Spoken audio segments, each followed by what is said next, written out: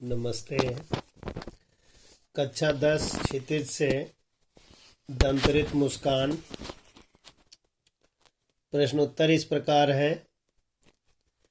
कवि ने शिशु की मुस्कान को दंतरित मुस्कान क्यों कहा है? कवि के मन पर उस मुस्कान का क्या प्रभाव पड़ा? कवि ने शिशु की मुस्कान को दंतरित मुस्कान कहा है क्योंकि उसकी मुस्कान बहुत भोली, सरल व निश्चल होती है। बच्चे की दंतरित मुस्कान का कवि के मन पर बहुत गहरा प्रभाव पड़ता है। उन्हें लगता है कि मानो मृतक शरीर में प्राणों का संचार हो गया हो।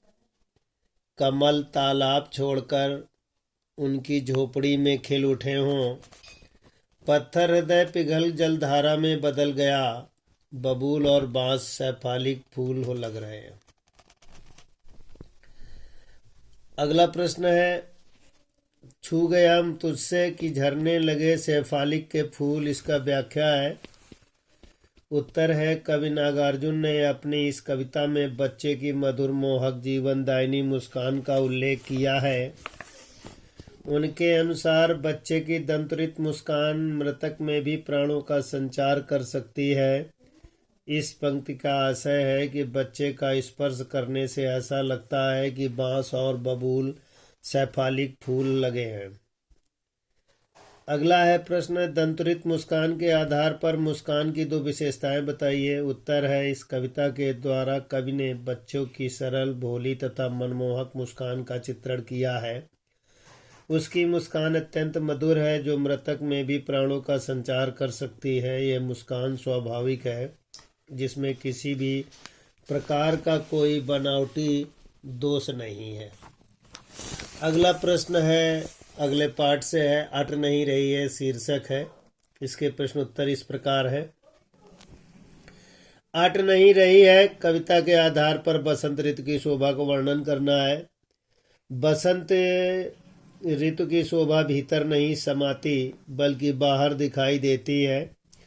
इस ऋतु में समस्त प्रकृति फल फूल से लदी है। लोगों के तन मन पर भी इसका प्रभाव पड़ता है। सारा वातावरण पुष्पित और सुगंधित हो जाता है।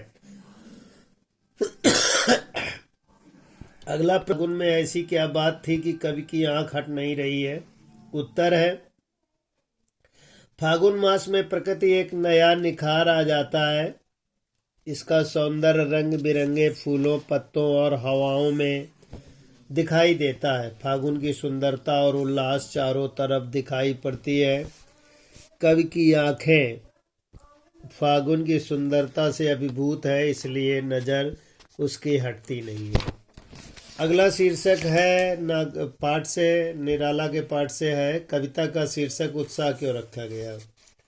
उत्तर इस प्रकार है, सूर्यकांत त्रिपाठी निराला ने कविता का शीर्षक उत्साह इसलिए रखा क्योंकि वह एक आह्वान गीत है। कविता में बादल एक तरफ पीड़ित प्यासे जन की आकांक्षा को पूरा करने वाले हैं और दूसरी तरफ वही बादल उस कल्पना और नए अंकुर के लिए विध्वंस, विपल्लों, क्रांति वेतना को संभव करते हैं।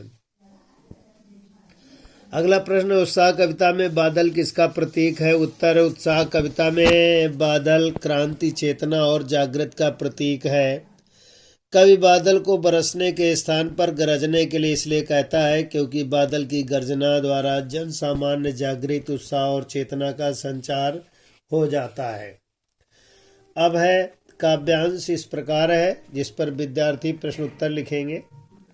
बादल गरजो, घेर घेर घोर गगन धाराधर हो, ललित ललित काले घुंघराले बाल कल्पना के से पाले, विद्युत छवि उर में कवि नवजीवन वाले, वज्र छिपा नूतन कविता फिर भर दो, बादल गरजो।